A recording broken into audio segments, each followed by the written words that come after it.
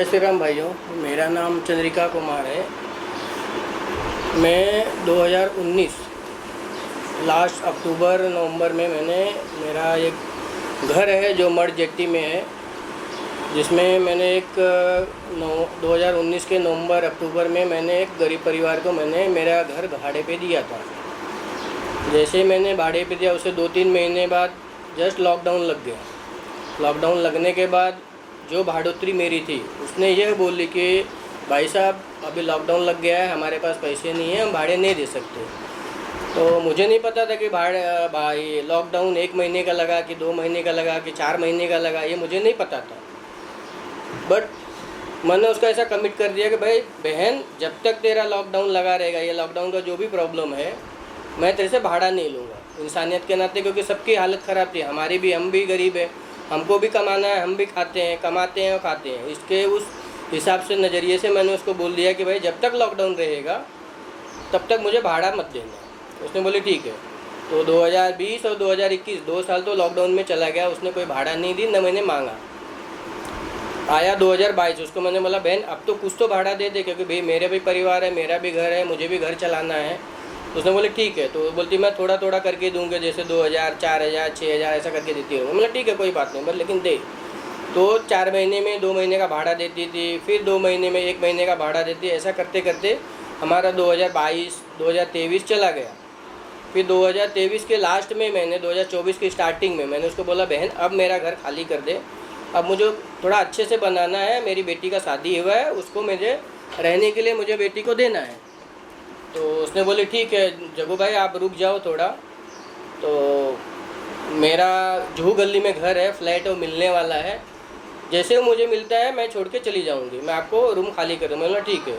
2023 ऐसे उसने निकाल दिया। तब मुझे उसके नीयत पे थोड़ा डाउट हुआ कि ये औरत सही नहीं है, और उसके बारे में और बाकी लोग भी बोलते थे नहीं ये औरत सही नहीं है, गलत है। भी मैं उसे रिक्वेस्ट कर रहा था कि बहन चल खाली कर दे, प्यार से मैं बोलता था, लेकिन वो सुनने नहीं है। जब मैं थोड़ा कड़क होके बोला तो उसने मेरे को धमकी दी, ये बोलती है, डायरेक्ट बोलती है जा तुझे जो करना है कर ले, जो उखाड़ना है उखाड़ ले, मैं तेरा रूम खाली नहीं करूँगी, ऐसा बोल के मुझे धमकी दी। तो फिर मैंने उसको क्या किया, एक लीगल नोटिस मैंने दिया, एक वकील के थ्रू मैंने कोर्ट का नोटिस उसको दिया कि भाई आप खाली कर दो। बट वो कुछ नहीं, उसके अगेंस्ट में उसने कुछ नहीं किया। मैंने पूरा बाकायदा मालोनी पुलिस चौकी में जाके बाकायदा मैंने लीगल नोटिस दिया, अपना सीनियर इंस्पेक्टर को जो भी है उनको मैंने दिया। उसके हिसाब से मेरे पास पेपर है पूरा दिया हुआ, ये देखिए, सीनियर पुलिस इंस्पेक्टर, ये मेरा नोटिस दिया हुआ है 2025 का दिया हुआ है, 2025 के स्टार्टिंग का दिया हुआ है। बट उन्होंने भी मुझे कोई सहयोग नहीं किया। उन्होंने बोला यह रूम खाली करवाने का मैटर कोर्ट का आता है, इसलिए हम इसमें कुछ इंटरफेयर नहीं कर सकते हैं। नोटिस लेने के लिए तो उन्होंने ले लिया, बट उनके तरफ से मेरे लिए कोई सहयोग नहीं हुआ।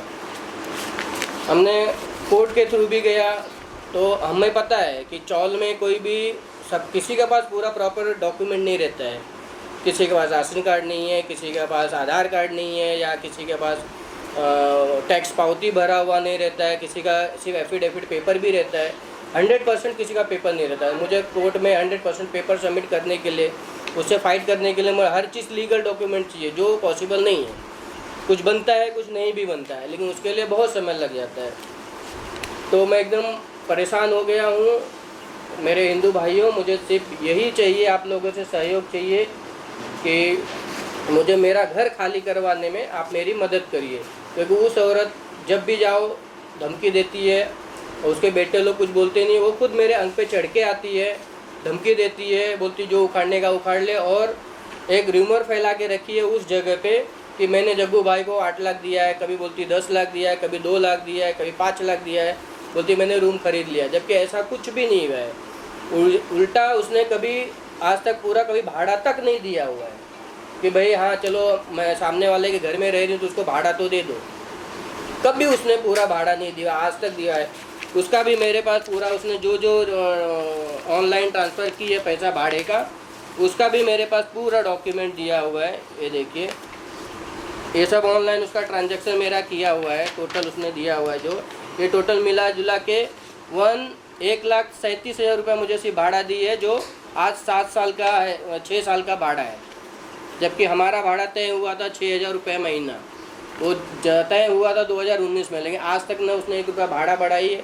हम तो कभी बोले ही नहीं कि भाड़ा बढ़ा दे, जस्ट हम लोग उसके पीछे लगे थे कि खाली कर दे, क्योंकि मुझे वो रूम को ढंग से रेनोवेट करना है ताकि मैं मेरी बेटी को दे सकूँ रहने के लिए।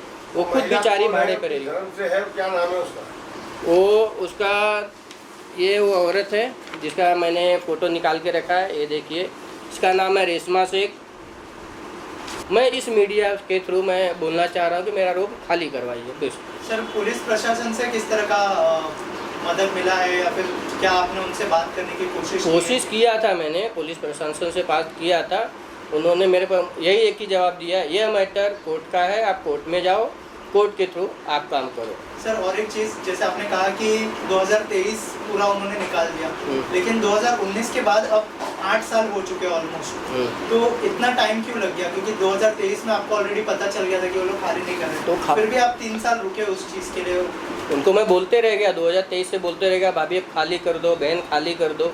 देखो कोई ना कोई बहाना, कभी उसका माँ बीमार थी, एकदम ओल्ड उसकी माँ थी, आँख से अंधी थी, तो उसको मेरे को दिखाई, इमोशनल ब्लैकमेल के, बोलता है भाई साहब ये जब तक है इलाज के लिए ले आई हूँ, जैसे ठीक होएगा हम उसको गांव भेज देंगे।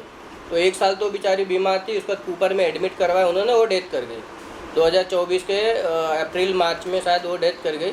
तो भी मैंने बोला ठीक है जाने दो, अब हो गया, बात खत्म हो गया, आप खाली कर दो। तो उसका धमकी देना चालू हो गया कि भाई हम नहीं खाली करेंगे, तुमको जो करना है आप कर लो। सबको अफवाह फैला के, एक र्यूमर फैला के रखी है कि भाई हमने ये रूम खरीद लिया है, मैंने पैसा दे दिया है इनको, सब कुछ कर दिया है, ये रूम हमारा है, जबकि ऐसा कुछ भी नहीं है। पूरा आज तक का कभी भाड़ा तक उसने नहीं दिया।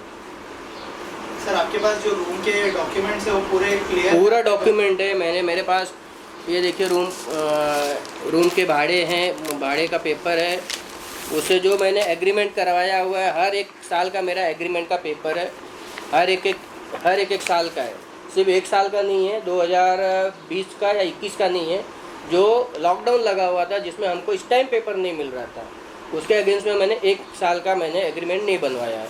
मुझे ऐसा लगा भी नहीं, क्योंकि 1 साल के बाद रिटर्न बन गया, तो मुझे उस 1 साल का मैंने बनवाया नहीं, बाकी सब ये एग्रीमेंट कब बनवाया था?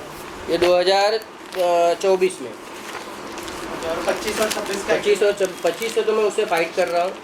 मैंने उसको बोला हूँ कि भाई कर लो, मेरा लीगल नोटिस है कोर्ट का, यहाँ पे उसने मैंने आपके नाम पे? हाँ, लाइट बिल सब हमारे नाम पे है। वो भी 2 मीटर मैंने लगवाया था, जैसे 2 कमरे हैं उसमें, तो एक मेरे बेटी के नाम पे है, एक दूसरे बेटी के नाम, मतलब मेरे नाम पे है। वो मैं मेरे नाम वाला मैं मेरी दूसरी वाली बेटी को देता हूँ, जिसकी उसकी शादी हो गई है, वो खुद भाड़े पे रह रही है। हम लोग भी इतने बड़े नहीं हैं, हम लोग भी गरीबी हैं, तो इसके लिए मैंने बोला था वो रूम ढंग से बना के थोड़ा मैं मेरी बेटी को दूंगा, देखो खाली करने के लिए तैयार नहीं है। इसके लिए मैंने 2 मीटर भी लगवाया था कि भाई मेरी बेटी का नाम पे हो जाएगा तो वो अपना आराम से रहेगी। बट वो 2 मीटर यूज़ करके और 1 मीटर का बिल जैसे 20-25 हज़ार रुपये से ऊपर चला गया, तो अडानी वाले ने काट दिया, वो कटवा भी चुकी है। और 1 मीटर लेके यूज़ करती है, उसमें भी 18,000, 20,000, 18,000, 20,000 का एनी टाइम बैलेंस मीटर पैसा उसमें पड़ा ही रहता है। वो टाइम पे न बिल भरती है, सिर्फ रहती है, न भाड़ा देती है, न रूम खाली कर रही है, धमकी पे धमकी देती रहती है। आजू बाजू बोले मैंने वो सबको अफवाह फैला के रखी कि मैंने ये घर खरीद ली हूँ जग्गू भाई से। तो वो लोग वहाँ पे वो लगभग ऑलमोस्ट घुमा फिरा के सब वहाँ पे मुस्लिम ही है, सब उनका ही सपोर्ट करते हैं, हमारा कोई सुनता नहीं है। वो खुद बोलते हैं कि नहीं ये रूम तो उसने खरीद ली, जग्गू भाई आपको पैसा दे दिए तो आप जाओ ना, आप क्यों आते हो। आजू बाजू वाले मुझे ऐसा धमकी देते हैं, आजू बाजू वाले भी ऐसा बोलते हैं।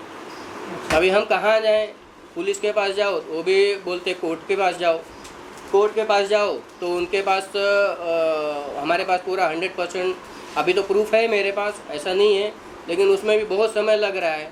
1 साल से तो मैं लड़ रहा हूँ उससे, अभी कितना साल जाएगा उसका पता नहीं। तब लास्ट बात लगभग 6 महीना पहले उससे हुआ था, उससे कोई बात ही नहीं हुआ। तो उसके बाद मैं खुद ही इतना मतलब डिप्रेशन में चला गया हूँ कि मैं जो कुछ समझ में नहीं आ रहा कि मैं क्या करूँ, कहाँ जाऊँ, किसके हाथ पैर जोड़ूँ। तो मर्ड जेट्टी वर्लम चर्च है, उसके पीछे है। हाँ, उसका रूम नंबर मैं आपको बता देता हूँ।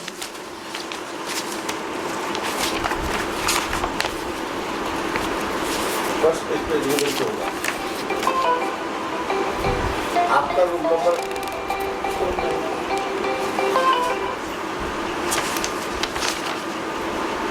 हाँ देखिए, CTS नंबर 905, हिस्सा number 4, behind Telugu church, Madh jetty, Madh village, Malad west. ये मेरा ये रूम लिया था मैं 2000। रूम नहीं लिया था मैं, खाली लैंड लिया था, खाली प्लॉट। फिर उसमें हम लोग धीरे धीरे फिर फाउंडेशन किए, फिर घर बनाए, सब करते करते मैं लिया था 2008 में।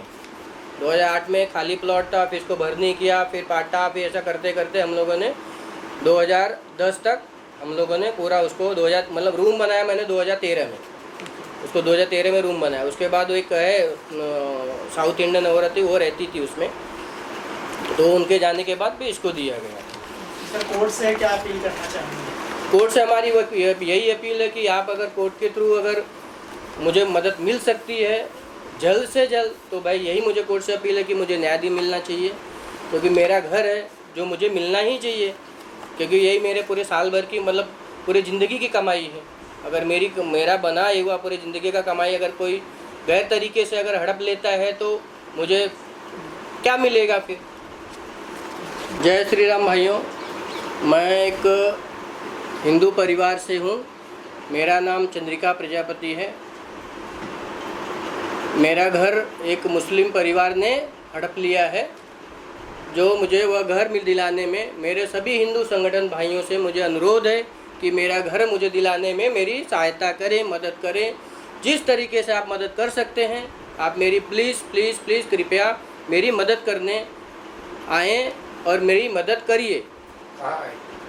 ये घर मेरा मड़ जेट्टी मालूनी में पड़ता है, जो मलाड जेट्टी में वहाँ पे है, जो मेरे बहुत ही घटिया औरत ने हड़प के बैठी है। उसके बारे में मैंने बता दिया हूँ कि भाई वो किस टाइप की औरत है, क्या है, कैसा है, उसका क्या नेचर है।